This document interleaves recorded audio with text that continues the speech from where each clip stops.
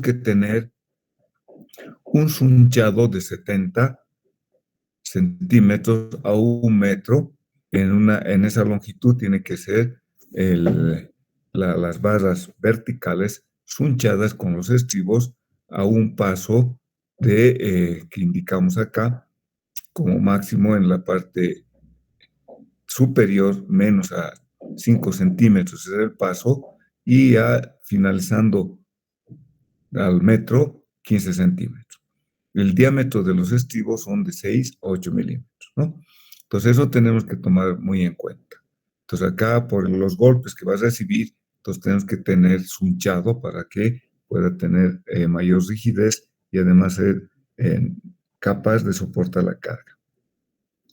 En cuanto a la punta, en la punta colocamos como un elemento que se coloca en la punta, es como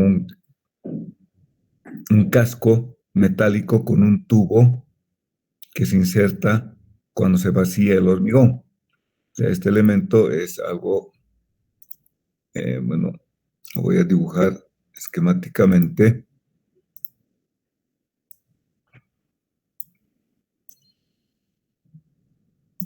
Es algo así. Y que tiene internamente soldada un pivote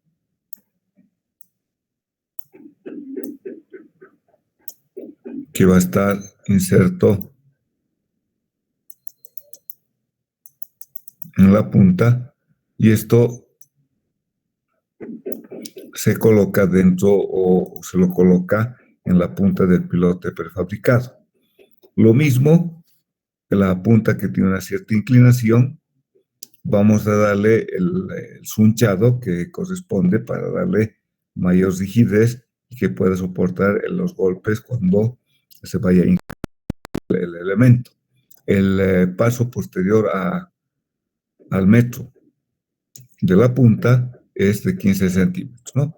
Lo mismo en las barras de acero de los estribos es de 6 a 8 milímetros. Y también hay que tomar en cuenta en el empalme del pilote con otro pilote prefabricado, hay algunas recomendaciones.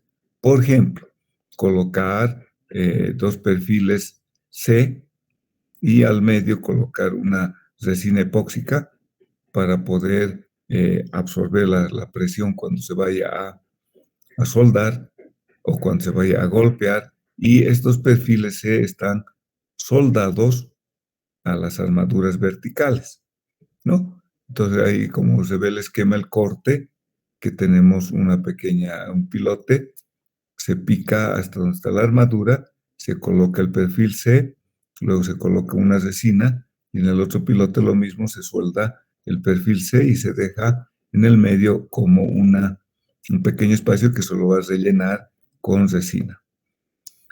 Hay otro modelo que nos indica colocar entre los pilotes una resina epóxica y colocar externamente una plancha metálica y que en la parte inferior a la armadura colocar como un anillo metálico para soldar también, y la plancha metálica externa que vemos tiene que tener unos orificios con la finalidad de que salga el exceso de la resina y también cuando se golpee el posible aire ocluido en esta resina, ¿no? Entonces, esos son detalles para poder ejecutar.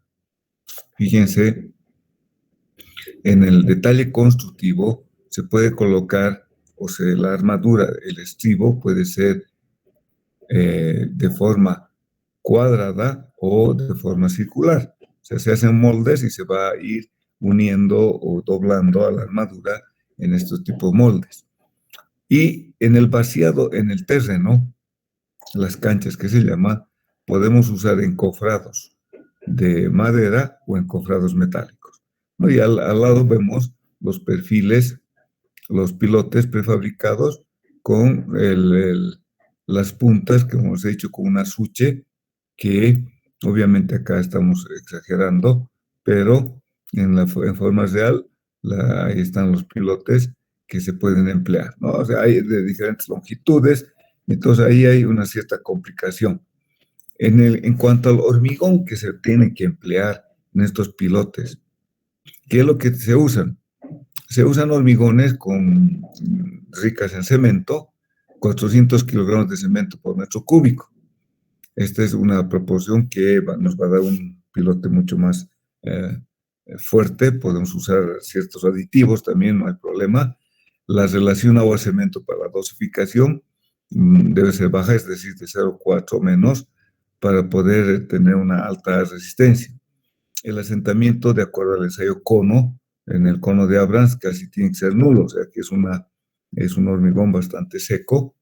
Estos hormigones deben, en su preparación, tienen que estar sujetos a vibración, y los agregados suelen ser de 1 a 3 centímetros de diámetro equivalente, y se tienen que vaciar en sección completa, es decir, para evitar algún posible plano que se podría generar cuando estamos vaciando. Entonces hay que tener ciertas condiciones. Luego, una vez que hemos vaciado, tenemos que tomar en cuenta el transporte.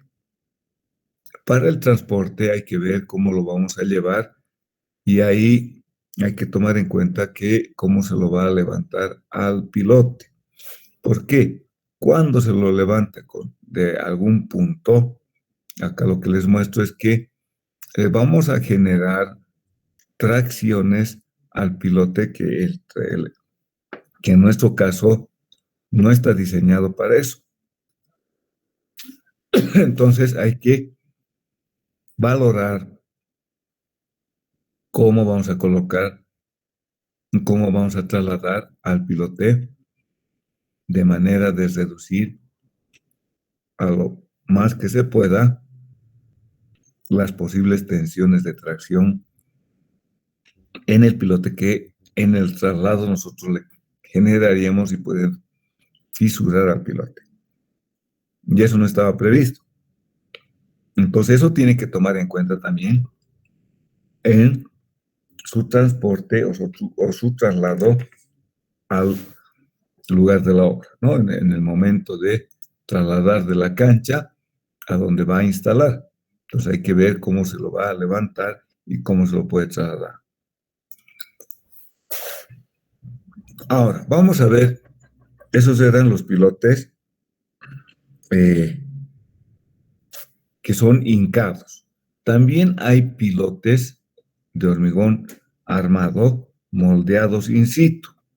Es decir, hacemos pequeñas excavaciones y vaciamos el hormigón, colocamos la armadura y ejecutamos en la obra el pilote. No es muy común el uso de pilotes prefabricados, y más, a veces es un poco más caro y a veces no se consigue. Entonces, lo que nos ha llevado a que se puedan realizar pilotes vaciados in situ con diferentes tipos de moldes que se van a realizar. Acá les paso una lista de pilotes hormigonados in situ. Están excavados por perforación y llenados sin molde. Hay pilotes molde enterrado por perforación y recuperado, molde hincado y recuperado, molde enterrado por perforación y no recuperado, molde hincado y no recuperado. O lo que llaman camisa. En vez del molde, le llaman muchos la camisa enterrada y no recuperada. Entonces, hay estos pilotes excavados por perforación y llenados sin encamisados.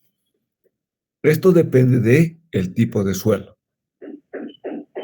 Acá me dice, se pueden efectuar en suelos muy cohesivos y sin agua.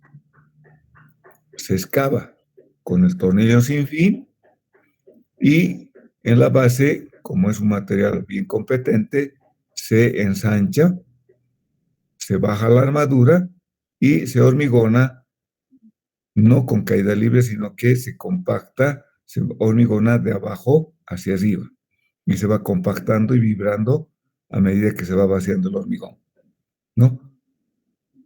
Acá les recuerdo, la caída libre es muy complicado porque no vamos a tener una pasta o un hormigón homogéneo, sino que se puede disgregar y va a crear oquedades, lo cual no queremos. Hay otro pilote, bueno, el Strauss estaba dentro de estos, el que hemos visto, el pilote con camisa hincada y recuperada. El anterior era el pilote Strauss. Se perfora simultáneamente, se baja la camisa, se llena de 0,7 a 1 metro con hormigón y se apisiona mientras se levanta la camisa. Entonces, este es con pilotes con camisa enterrada por perforación y tubo recuperado, ¿no? Entonces, ¿qué hacemos acá?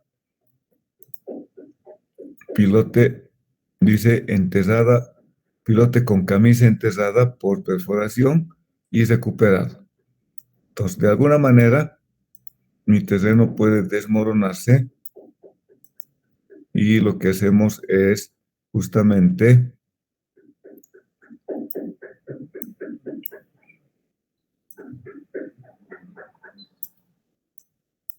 colocamos la camisa. A medida que voy a hacer la perforación, voy incorporando la camisa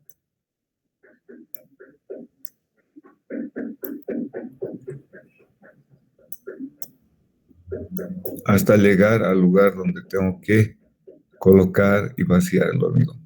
Entonces está la camisa, voy excavando y voy colocando la camisa. Una vez que se coloca, se saca la camisa, pero antes tengo que colocar la armadura. Coloquemos de esta manera. Colocamos acá la armadura. Acuérdense que hay que darle el revestimiento.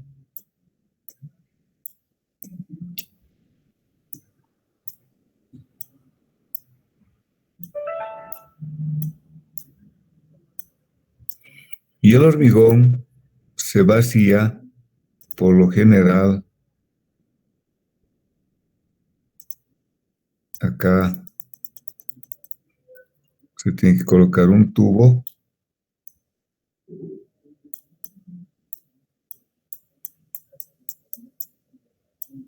de manera tal de que se vacía de abajo hacia arriba y se lo va vibrando, ¿no?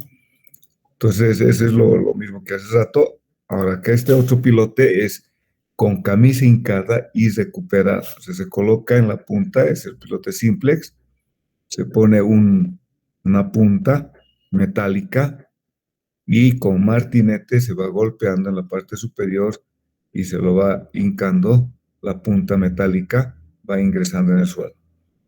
Esto para materiales arenosos finos, a material algo fino, puede ser útil. Pero en materiales donde se tiene una cierta cantidad de bolones, no va a poder emplear. Una vez que se ha llegado a la cota que tiene que apoyarse, se lo pierde a la suche y se comienza a vaciar el hormigón. No, ese es el otro método. Los más famosos pilotes con camisa hincada y recuperada. Los más famosos son los pilotes Frankie. Ya, bueno, se ha dejado de usar, pero ha tenido su boom. ¿Estos en qué consiste? En la camisa se coloca al fondo como una bola o un tapón de hormigón con grava y en la parte superior se coloca una masa y se va golpeando. Es como un ensayo de compactación, ¿no? Entonces va entrando la masa por golpes y se va hincando hasta la cota. Obviamente que estos no van a ser para grandes cargas. Les recuerdo que entrar 3 metros ya es bastante complicado, pero se puede realizar. Ahora, depende de la carga con la que usted está compactando. Las capacidades de carga varían de 30 a 60 toneladas, 160 toneladas, ¿no?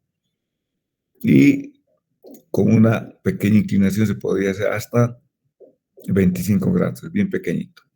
Entonces, estos pilotes, Frankie, porque son bastante conocidos, ahí ven el proceso constructivo, se coloca la camisa, se coloca la bola de hormigón y se va hincando hasta llegar a una cierta profundidad que, de acuerdo al terreno, que sea útil de apoyo, ¿no? Este el proceso, colocamos el tapón, vamos colocando la camisa, se golpea con la masa y se va ingresando y formando luego esta bola a una cierta profundidad. Como ven ahí está la figurita del pilote Frankie con la bola que se ha ejercido o se ha colocado en un determinado terreno. Como les digo, no va a ser grande, pero se puede emplear. Ahora, hay otros pilotes vibro que tienen que ser como las maquinarias vibro, las vibrocompactadoras en este caso, se ejerce golpes y se va vibrando a la camisa para que vaya entrando. El azuche es que obviamente se va a perder y lo mismo, debido a la vibración, la camisa se la puede recuperar. Lo mismo se coloca la armadura, va vaciando el hormigón de abajo hacia arriba hasta la profundidad que uno desee. Estos pilotes, por lo general, no van a ser sumamente largos, llegarán a 8 metros, ya es bastante amplio, por tanto las cargas que uno va a transmitir no son tan grandes, ¿no? Hay otros pilotes que dice pilote con camisa enterrada por perforación y no recuperada. Con camisa enterrada por perforación y recuperada. ¿Dónde se emplea? Estos cuando se tienen suelos o aguas agresivas que pueden atacar los hormigones frescos, ¿no? Tengo acá un manto acuífero agresivo con algún tipo de sulfatos y por tanto a nuestro hormigón nos va a dañar. Entonces lo que colocamos es la camisa, se atraviesa este manto que es agresivo. En general son armados, pues suelen ser pilotes que trabajan de punta. La camisa de perforación queda estable para proteger al hormigón de la agresividad de las sales agresivas que podrían existir en las aguas que podrían existir en este terreno. Y entonces se atraviesa, la camisa se va a quedar para proteger al hormigón y se vacía, se coloca la armadura y con eso se tiene el pilote. Estos otros pilotes, pilote con moldes hincados y no recuperados, son como los conos de helado, que son los pilotes Raymond. Consisten en una funda o camisa de chapa delgada de acero, con estrías y canaletas, donde se ubica una espiral de acero de 6 u 8 milímetros con un paso de 7,5 centímetros. Están bien pegaditas, vamos a decir 7,5 centímetros de separación. Entonces a estos hay que golpear, en la punta tiene un refuerzo de acero y lo que en nuestro caso acá muy difícil de emplear, yo no he visto la verdad, pero en la teoría nos dice que hay estos pilotes Ryan, ¿no? Los pilotes preexcavados con lodos bentoníticos. Esto es otro tipo de metodología de excavación y ejecución de pilotes. Usar lodos bentoníticos. Primeramente, son apropiados para terrenos desmoronables, o sea, por ejemplo, arenas finas que no son muy compactas. Entonces, ¿cómo vamos a tratar? Algunos, como se decía, hacen anillos, otros le chocretean o una lechada de hormigón, a veces se quedan o a veces se sigue desmoronando. Entonces nos complica mucho el proceso y el avance de la ejecución. Nos dice que son apropiadas para terrenos desmoronados.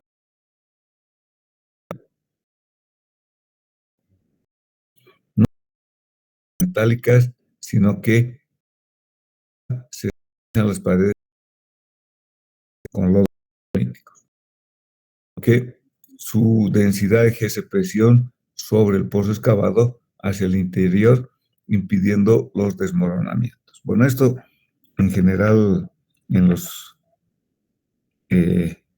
pilotes pre-excavados de grandes diámetros o las pilas de fundación hemos empleado este lodo bentonítico. Después les voy a mostrar cómo se realiza. El lodo bentonítico, ¿en qué consiste? Bueno, es una arcilla. Entonces, se compone el lodo de agua bentonita, que es la arcilla, y eventualmente cemento y algún tipo de aditivo, ¿no? Entonces, este lodo se debe controlar la densidad, o sea, hay que hacer el ensayo de viscosidad mediante el ensayo de Marsh, que en realidad el ensayo de Marsh es un ensayo por el que es un embudo, la realidad, que está estandarizado y que se vacía en la parte superior del embudo y se mide el tiempo que tarda en escurrir toda la lechada que está en el embudo. Y ese es el ensayo Marsh, ¿no? El problema de este lodo bentonítico con la armadura es que nos va a formar pequeñas capas de lo que se llama como un espesor de costra que se pega a la armadura. Entonces, por eso que hay que colocar un poquito de arena para que no haya ese tipo de adherencia. Y el espesor de esta pasta en las armaduras va a ser de 3 a 5 milímetros. Entonces hay que tener cierta precaución en el vaciado para que se limpie esta pequeña costra o este pequeño, que a veces le llaman caque, de vinculación a la armadura. Entonces hay que sacar, ahora ya en la actualidad tiene cierta prohibición por medio ambiente, y entonces se lo tiene que recuperar este lodo bentonítico en piscinas plásticas, y esas se las procesa, se las tiene que eliminar el lodo, y ese lodo hay que botar en lugares bien determinados. Entonces acá lo que les estoy mostrando es en un esquema en el que yo tengo la excavación que se va realzando y se va echando el lodo. Como ven acá, este color verde es el lodo y que va comprimiendo o va ejerciendo presión a las caras del suelo. Entonces, a medida que voy sacando la excavación con este balde o con una excavadora, voy sacando el agregado y el lodo va entrando a medida que voy excavando. Ahora, ¿cuál es el proceso por el cual yo voy a sacar el lodo? Porque no voy a usar una bomba, sino que se nos complica mucho. Entonces, lo que hacemos es, una vez que se ha llegado a la cota de excavación, se coloca la armadura hasta esa profundidad y luego se introduce un tubo para vaciar hormigón. Entonces, la idea es que este hormigón sea algo seco y que al vaciar no se me desmenuce, sino que sea una sola masa, y vaciamos muy lentamente. ¿Para qué? Para que a medida que vaya ascendiendo el hormigón al vaciar, vaya raspando a la armadura y vaya tratando de limpiar esa pequeña costra, ¿no? Ahora, la boca de las perforaciones deben protegerse en la parte superior con una camisa metálica. Bueno, a veces lo hacen, a veces no lo hacen. La verdad, de lo que he visto en los puentes que hemos estado viendo ahora, no tenían esa camisa. Dice, es recomendable usar hormigón bastante fluido. Eso también hay que tomar en cuenta. Algunos recomiendan hormigones más secos. ¿Para qué? Para que pueda ascender muy rápidamente el hormigón o raspando a la armadura. Nos dice el hormigón con una cantidad de cemento de 400 kilogramos por metro cúbico, ¿no? Para dar una buena trabajabilidad. Ok, entonces hemos visto acá los diferentes pilotes prefabricados o de otros materiales y hemos visto pilotes preexcavados con camisa perdida o con camisa recuperable, con camisa que sujeta a vibración y hemos visto excavaciones de alzando con lodos bentoníticos. El lodo bentonítico, ya les digo, es una arcilla que a esta arcilla se la mezcla con agua, un poco de cemento y se tiene que controlar su densidad, ¿no? Ahora, veamos algunas maquinarias para poder realzar la inca de los pilotes. O sea, en el proceso constructivo, yo voy a levantar la armadura, voy a colocar y puedo vaciar in situ. Esa es una situación. La otra es que yo coloque el pilote y voy a hincar. Entonces, esa es otra situación algo diferente. Ahí en la figurita, creo que les muestro es que se ha excavado para el pilote, un pilote preexcavado con este tornillo sin fin, se levanta la armadura y se lo introduce. Pero si voy a usar yo pilotes prefabricados, entonces voy a colocar el pilote una cierta armadura o un tipo de equipamiento de equipo que pueda tener al pilote vertical con una longitud de 10 metros, coloco en el terreno y luego comienzo a tener un martillo que va a golpear como si fuera a clavar un clavo. Como les digo, podemos tener las maquinarias que pueden golpear a este elemento prefabricado con un cierto ángulo y acá tener el pilote golpeando con un martillo. Estos martillos esquemáticamente pueden ser a gas o pueden ser con vapor o a acción o con un aceite como los gatos hidráulicos. Entonces, el martinete de caída libre es simplemente como el equipo de compactación, ¿cierto? Del Proctor. Han visto el martillo, entonces tiene una masa que se lo levanta y luego se deja caer. En otros casos, cuando se tiene que colocar en materiales más densos o se requiere mayor energía, entonces podemos usar aire comprimido y dar golpes a través de este aire comprimido como un pistón que va a salir a gran fuerza. Hay otros pilotes que están ahí hincando y vibrando, como el de la figura. Equipo acá, como ven, un martinete y que a medida que va hincando con fuerza, con presión, va también vibrando, ¿no? Entonces es otro tipo de equipo que nos es útil. Ahí están para las perforaciones de los pilotes preexcavados. Hay de diferentes diámetros. Ahí está el tornillo sin fin. Hay otro que es como una camisa que en la punta tiene dientes. Les muestro acá algunas figuras en las cuales se ven las diferentes tipo brocas, vamos a indicar, que nos sirven para excavar. Ahí está un tornillo sin fin donde tiene la broca en la parte superior y también el tornillo que tienen pequeñas brocas que van excavando y rompiendo el suelo. Si también hay otros para hacer el acampanamiento, ahí lo que les muestro es la excavadora, que esta excavadora una vez que está a gran profundidad recién se abre y comienza a girar rompiendo al material y dando esa pendiente. Como os he dicho, fíjense, la pendiente máxima es bien difícil de hacer 45 grados, lo más recomendable es hasta 30 grados la pendiente de la pata de elefante, ¿no? Entonces ahí tienen, en primer lugar, maquinaria de Inca, maquinaria para la excavación en diferentes tipos de suelo. Eso ya depende del tipo de material que encontremos. Por ejemplo, cuando se tenía la máquina Benati de Servicio de los Caminos, esta broca rompe, por ejemplo, materiales pizarrosos como galletas. Tranquilamente, no se hace problema y puede entrar tranquilamente a grandes profundidades. Entonces acá lo que les estoy mostrando, el proceso también que se puede realizar esquemáticamente cuando se tiene presencia de agua o nivel freático con camisas vibratorias y que ingresamos atravesando ese nivel freático hasta encontrar un suelo más cohesivo donde el agua ya no está entrando y luego se lo va a vaciar, ¿no?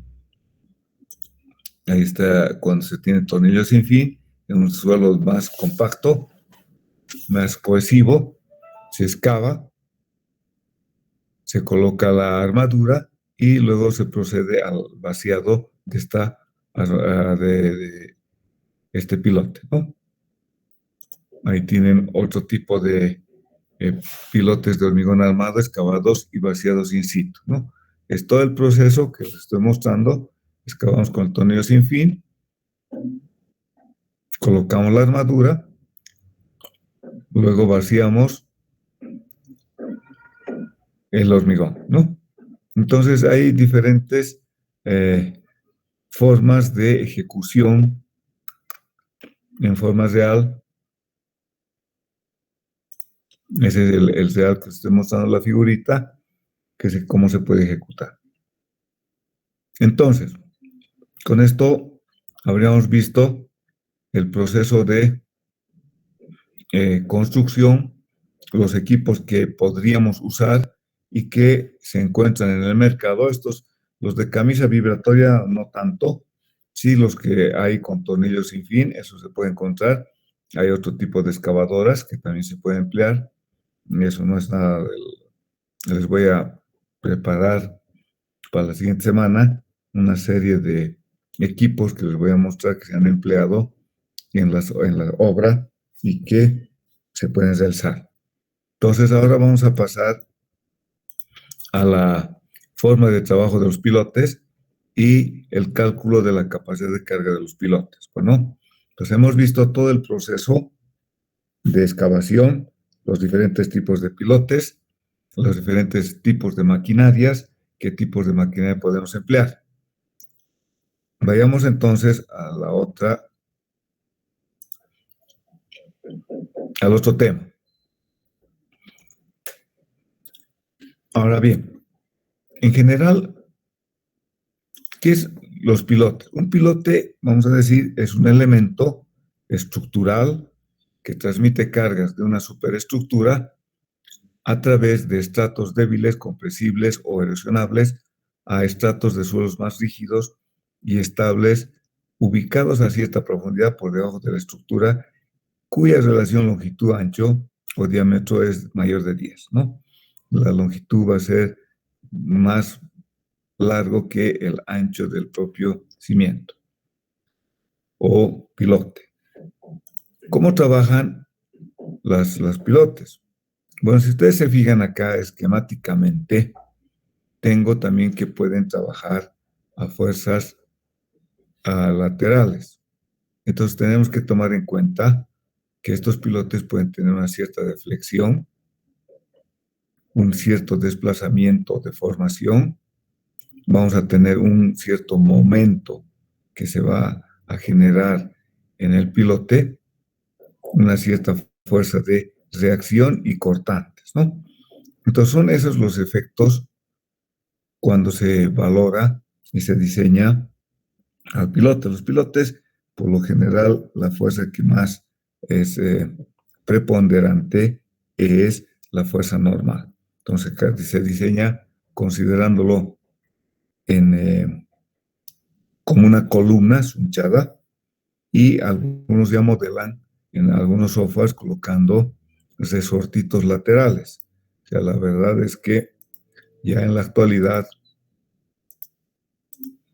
lo que consideran en la modelación, ya esto estructuralmente hablando,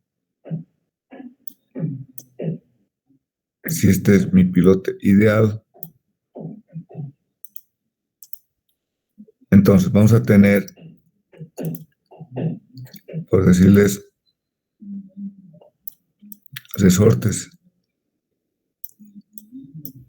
Llamaremos acá un K vertical y también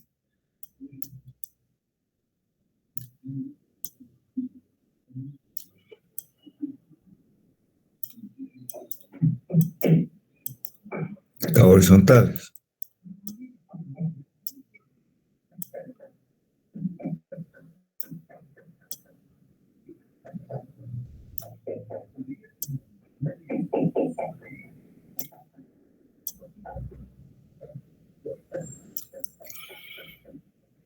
asumiendo que esto es el terreno, y seguramente de alguna manera estamos considerando cargas normales, fuerzas horizontales que podrían existir y momentos, ¿no? Entonces, esto para la modelación estructural del pilote. Pero otra cosa es cómo vamos a transmitir la carga del pilote al terreno. En muchos casos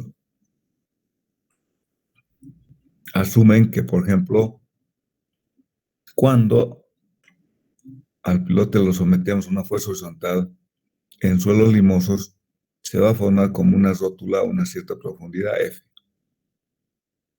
Entonces, para tomar en cuenta también un cierto modelo.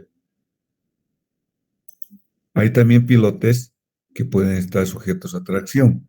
Entonces vamos a tener que considerar una cierta fricción lateral y también hay que tomar en cuenta el peso propio, ¿no?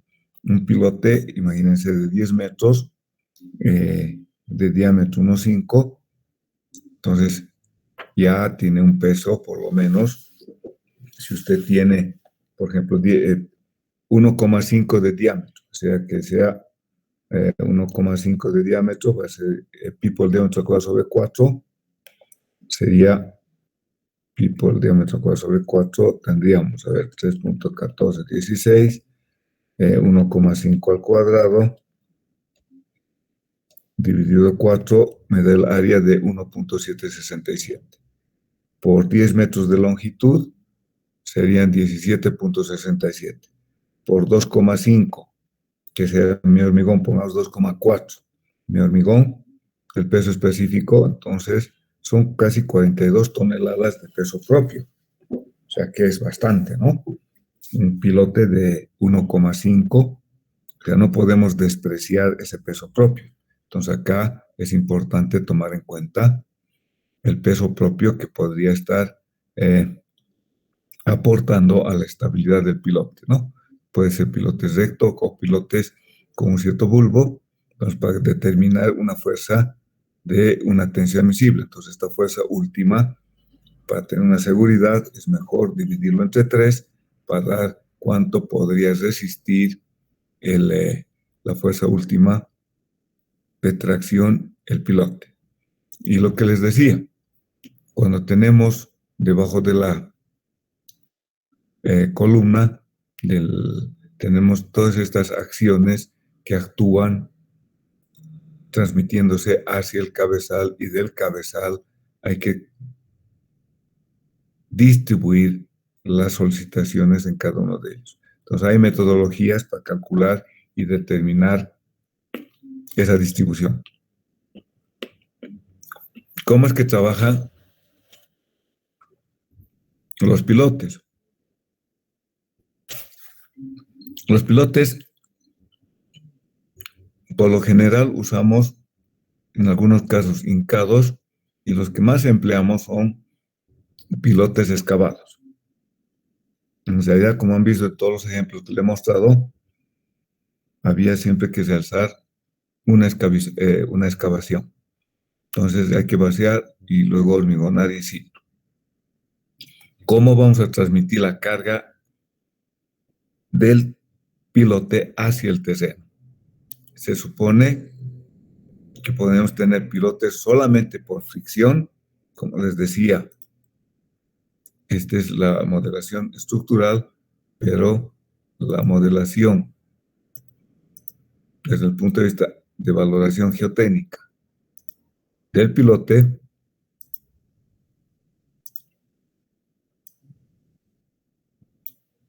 tengo que considerar una carga última que va a movilizar, ¿cierto? Que va a movilizar y va a transmitir la carga. Y esa carga, al tratar de movilizar, vamos a tener acá una fricción y vamos a tener una resistencia por la punta. Entonces acá se llama, esta es la carga por la punta que transmito del pilote hacia el terreno, y acá tenemos que el suelo, al apretar al pilote, me va a generar una fuerza de fricción. Entonces, el gran equilibrio que tenemos que tomar en cuenta es que la carga última que puede transmitir el pilote hacia el terreno va a ser o está equilibrada por una fuerza friccionante y una fuerza de punta. Entonces, por eso es que se dice que pueden ser pilotes friccionales o pilotes de punta. Ahora, en los pilotes hincados hay ecuaciones que se emplean para valorar cuánta carga voy a colocar y cómo podría evaluar considerando, acuérdense que en los pilotes hincados vamos a hacer lo siguiente. Tengo mi terreno y tengo el pilote. Lo voy a dibujar pequeñito.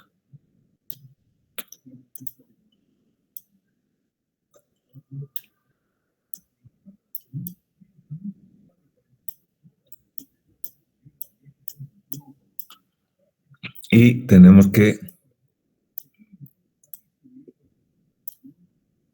acá, a través de algo,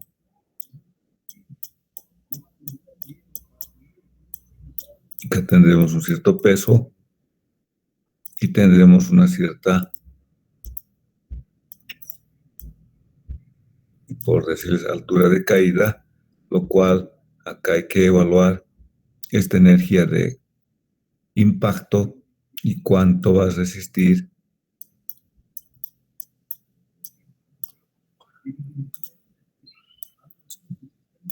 cuánto va a ser la resistencia del terreno que impide que vaya penetrando el pilote. Entonces acá lo que se plantea es por unas ecuaciones de energía, ¿no? Se basa en la determinación de la carga admisible para un pilote. Acuérdense que siempre estudiamos un pilote en relación con las mediciones de la penetración para un cierto número de impactos. Se establece una ecuación de equilibrio entre la energía desarrollada por el equipo de Inca y el trabajo de fuerza resistente durante el mismo tiempo. Entonces acá se tiene dificultades que se plantean, son de dos tipos. Primero, acá lo que pasa es que en la Inca de pilotes tenemos complicaciones. ¿Por qué? Obtención de valores numéricos de todos los factores que intervienen en el complicado fenómeno de intercambio de energía. Y que yo lo que les he puesto acá esquemáticamente, pues acá hay que tomar en cuenta que va a ir un carrilcito, que vamos a tener que golpear con algún tipo de martillo. Entonces, todas esas condiciones hay que tomarlo en cuenta. La comparación entre la resistencia dinámica a la penetración y la resistencia con una carga estática. Acá hay una carga dinámica y acá hay una carga estática. Entonces, ahí, ¿qué tan certados estamos? Todo lo que se hace por lo general para la Inca, las fórmulas de dinámicas que hasta ahí pueden ser representadas por una ecuación general. ¿Qué nos dice la fórmula dinámica? La eficiencia del golpeo del martillo, W es el peso del martillo, H es la altura de caída del martillo. O sea, ¿cuán eficiente es? Esta es la altura H. Y tenemos acá la eficiencia. Entonces, esto que caiga acá, que golpee perfectamente, estamos en una incertidumbre que tan perfecto como se ha golpeado. No, en mi esquema es facilito lo que estoy realizando, pero la realidad es otra, ¿no? Entonces, lo que hacemos es equilibrar, realzar ese equilibrio. Esta es una acción dinámica con respecto a una acción estática. Tenemos la resistencia dinámica, que es la del suelo, S es la penetración del pilote en el suelo y Q es la pérdida de energía que se tiene de alguna manera. Y P es el peso propio, el peso del pilote. Entonces, las diferentes fórmulas presentadas difieren apenas en la hipótesis sobre la manera de determinar o estimar Q, la pérdida de energía. Entonces, lo que estamos viendo acá es un equilibrio de la energía dinámica con una energía o con una acción estática. Esa es la ecuación general que se emplea para el análisis de la inca de los pilotes. Y acá están ecuaciones que nos dan directamente de la resistencia R sub D, habíamos dicho resistencia dinámica. Entonces acá tenemos el peso, la altura, cuánto va a penetrar. Los coeficientes de seguridad a aplicar está entre 3 y 10. O sea, es bien grande el factor de seguridad. Está la fórmula holandesa, la de Brinks, la de Healy. Cada uno tiene sus diferentes ecuaciones y coeficientes de corrección. Entonces, como ven acá, la de Healy es más sofisticada y tiene una cantidad enorme de coeficientes para corregir su ecuación. Ahí están todos los valores de los coeficientes que nos da la fórmula de Healy. Como les digo, algunos autores o dueños de los equipos de los martillos ya le dan el coeficiente. Sin embargo, hay una cierta incertidumbre. La fórmula de Delmag es la que más se emplea porque es el martillo Delmag, que es el más tradicional y a nivel mundial bien conocido. Ahí está la fórmula donde nos están dando los coeficientes, nos da la energía y se corrige de acuerdo al tipo de pilote el valor de C y tenemos un valor resistente. Hay varias fórmulas que nos están dando que pueden ustedes también usar en los manuales, hay diferentes las normativas. Como les digo, no es muy empleable en nuestro medio, pero existe estas fórmulas que se emplean. En el caso de pilotes hincados, o sea, es como, les repito, golpear con un martillo a un clavo que quiere clavar en un determinado tablón, ¿no? Además, en caso que se pueda aplicar las fórmulas dinámicas, esta es una aclaración bien importante. ¿Qué es lo que nos dice? Aclaremos que en qué caso se puede aplicar la fórmula dinámica y cuándo no es posible en relación con los diferentes terrenos. Pilotes clavados en terrenos incoherentes, relativamente compactos y permeables. Las fórmulas pueden ser aplicables con resultados bastante acertados. Terrenos incoherentes, o sea, que no haya mucha, como arenosos, arenas finas. Nos dice las fórmulas pueden ser aplicables con resultados bastante aceptables, pues la resistencia dinámica al clavado es prácticamente igual a la resistencia estática. Pilotes clavados en terrenos sin cohesión poco compactos. El uso de fórmulas dinámicas no proporciona datos de valor práctico. Pilotes que se fundan en estratos rocosos, tampoco. Entonces, pilotes clavados en terrenos cohesivos poco permeables, tampoco es usado o no se debe usar las fórmulas dinámicas. Entonces, como se dan cuenta, hay una cierta, no mucha credibilidad en estas fórmulas dinámicas porque se tiene una gran dispersión en sus resultados y no son tan realistas para tener bien claro el resultado. ¿Cómo vamos a calcular a los pilotes la capacidad de carga en pilotes excavados? Capacidad de carga de pilotes y grupo de pilotes. Capacidad de carga última de un pilote en suelo cohesivo. Capacidad de carga última de un pilote en suelo granular. Capacidad de carga admisible de un pilote. Hay que tomar en cuenta la fricción negativa y la capacidad de carga de un grupo de pilotes. Estos son los temas que vamos a ver enseguida para valorar la capacidad de carga de pilotes excavados. Bueno, hay en el caso de suelos cohesivos, hay en el caso de suelos granulares, tomar en cuenta cuál va a ser su capacidad admisible. Hay que valorar si hay suelos finos, la fricción negativa, y si hay un conjunto de pilotes, ver si va a haber una cierta minoración a ese valor de carga por efecto de grupo. En ese efecto de grupo se calcula la eficiencia, en el caso de suelos granulares, suelos cohesivos, pilotes de punta hincados al rechazo, suelos que contienen estratos blandos y longitudes de pilotes cercanos. No hay, por si acaso, una normativa o algún dato que le sirva para definir la longitud del pilote. Siempre se realiza en base al terreno y al tipo de terreno y características del terreno. Entonces vamos a ver lo que es el diseño geotécnico de los pilotes. Vale decir, cómo vamos a valorar la capacidad de carga de un pilote. Estamos hablando de un pilote, nada más. El diseño geotécnico, ¿en qué consiste? Este es un equilibrio isostático.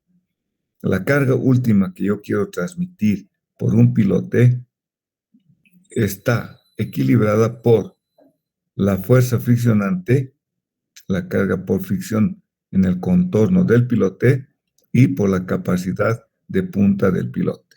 Entonces, este equilibrio isostático siempre tenemos que tomarlo en cuenta. Ahora, en base a cada una de estas ecuaciones y el tipo de suelo, veamos sus ecuaciones de cada uno de ellos. Primero, la capacidad de carga por la punta. ¿A qué se refiere? Es el área de la punta y esta es la ecuación de la capacidad de carga dada por Terzaghi, la conocida C por NC por un medio de gamma por B por N gamma más gamma prima por N sub Q, ¿cierto? Ya conocemos esta ecuación de capacidad de carga del suelo de apoyo de las fundaciones superficiales. En este caso, como nuestros pilotes son de diámetros circulares, entonces esta va a ser la ecuación de capacidad de carga para un área circular. Bueno, hay que corregir obviamente con sus diferentes factores que hemos visto en capacidad de carga. El área de la punta es el área de la sección transversal del pilote, ¿no? Cohesión del suelo en el cual se apoya, es decir, que estamos asumiendo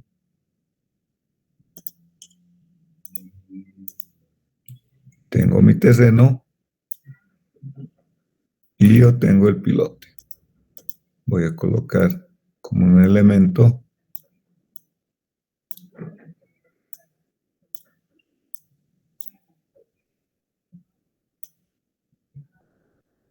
el pilote y está transmitiendo una cierta carga.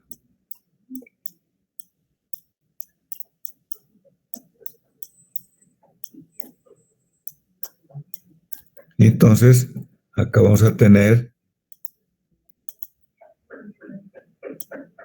una capacidad por la punta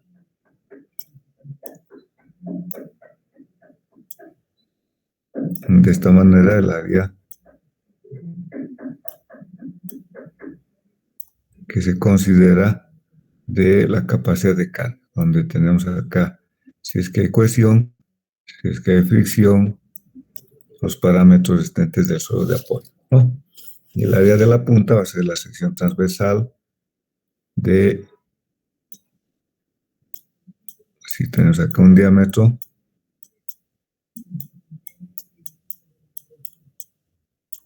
entonces el área de la punta será pi por el diámetro del pilote al cuadrado dividido 4, ¿no? Y la carga última va a estar en función de C por NC más la carga Q por NQ más el coeficiente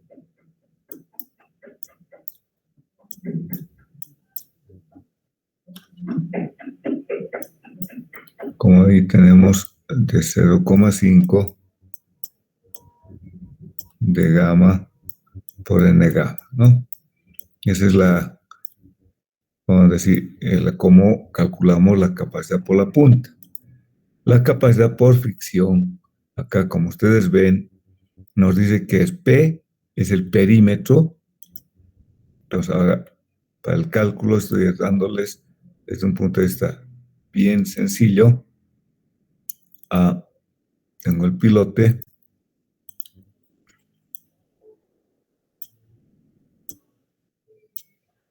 Luego vamos a ver con mayor detalle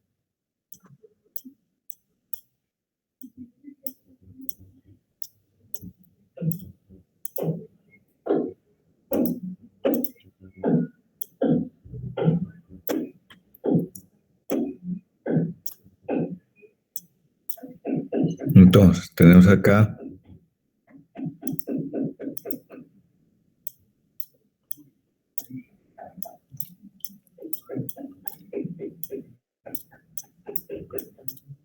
cómo vamos a calcular.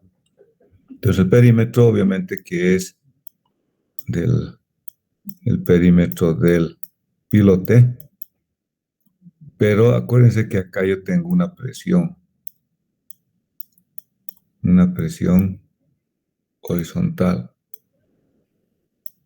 ¿cierto? Esta presión horizontal, ¿a qué es igual? Esta presión horizontal es igual a K veces la presión vertical. Entonces,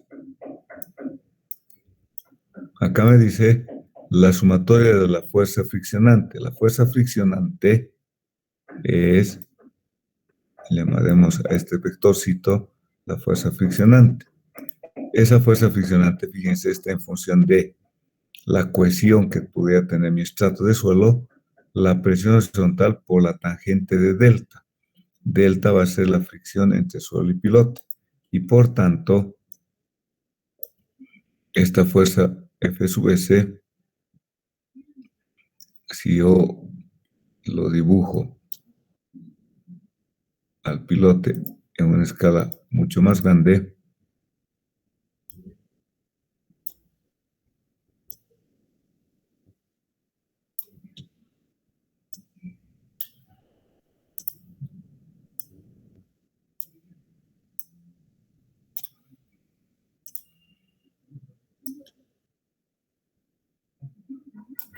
ok, entonces, ¿qué me dice? Si yo tengo cohesión, que debe tener la fuerza friccionante. Pongamos un vectorcito.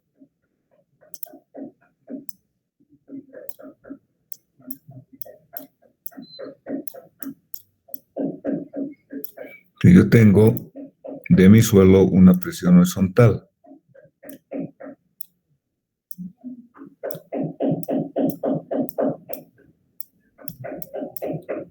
Esta va a ser la presión horizontal. Y acá tendremos un ángulo. Acá vamos a tener un ángulo delta, que es la fricción que existe entre suelo y pilote. Entonces, de ahí nace que la fuerza friccionante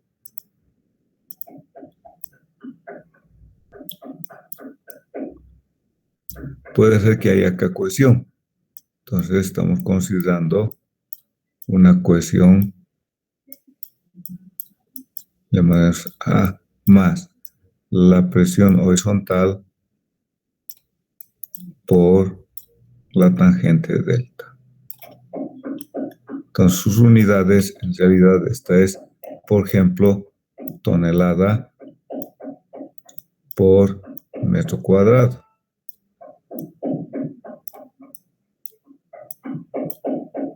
¿No? Entonces, ahí tenemos, esta sería la fuerza de fricción lateral a lo largo de una cierta longitud. Como hemos visto, acá sería esta longitud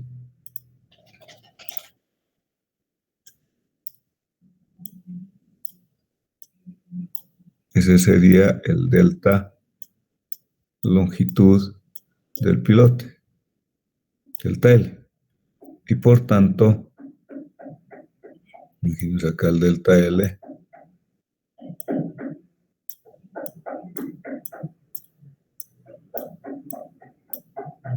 que está actuando en esta longitud. Entonces este es el delta L. ¿No? Por eso que acá me dice la sumatoria desde 0 hasta L. ¿Por qué desde 0? Porque podemos tener acá 0 y acá la longitud L. Entonces yo tengo que tener una cierta longitud de pilote. L, 0 acá y acá abajo L. Entonces por eso me dice la integral y P es el perímetro. Entonces como el perímetro va a ser la longitud del pilote, entonces la ecuación, el perímetro multiplicado por delta L, me va a eliminar este valor de metro cuadrado, ¿no? Entonces tengo el perímetro, metros, la fuerza friccionante en cada longitud de terreno, porque el suelo no necesariamente es todo homogéneo. Entonces, por cada longitud, por la fuerza friccionante, el Q, entonces sería la capacidad de carga por fricción, me da en toneladas. ¿Cierto? Entonces estamos teniendo de que, si esto está en toneladas,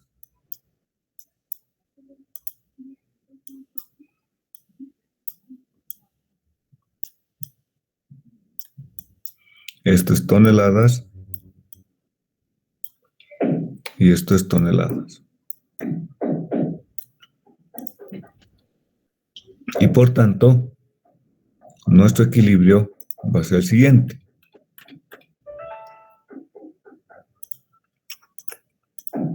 La carga última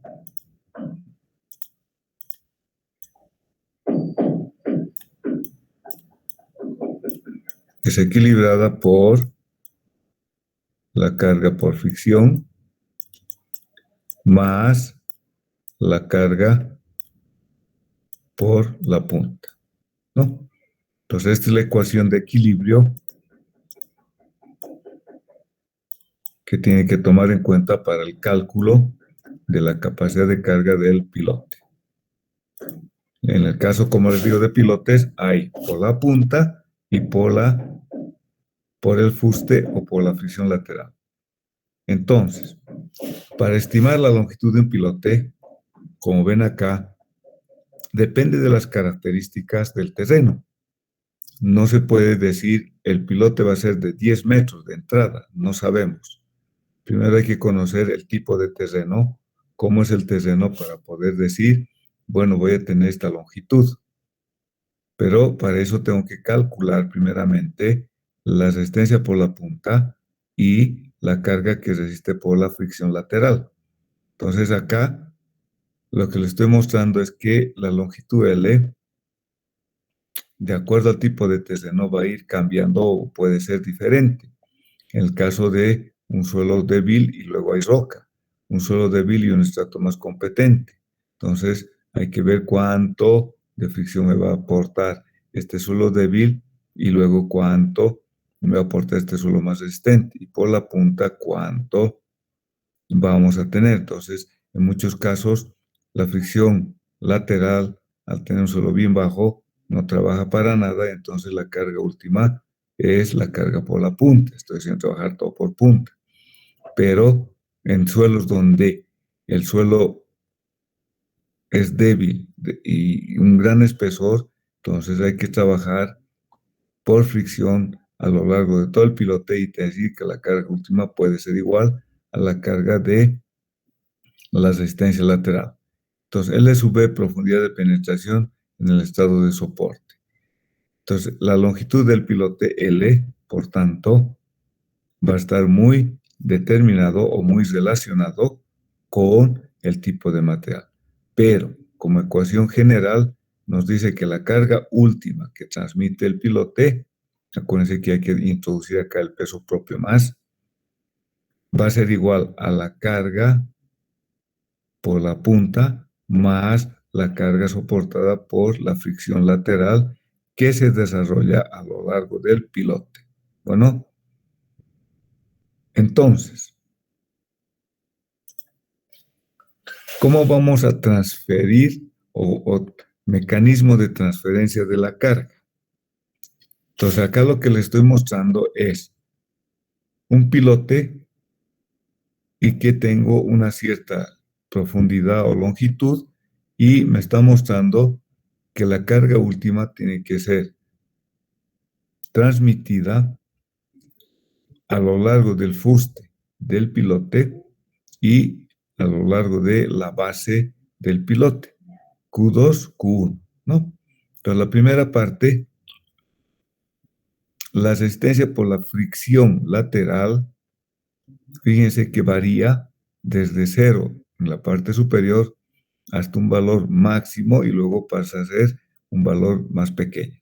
Entonces, es una forma algo parabólica. La resistencia por fricción y la resistencia por la punta está basada en la ecuación y el módulo de rotura de la capacidad de carga de los suelos. Bueno, entonces,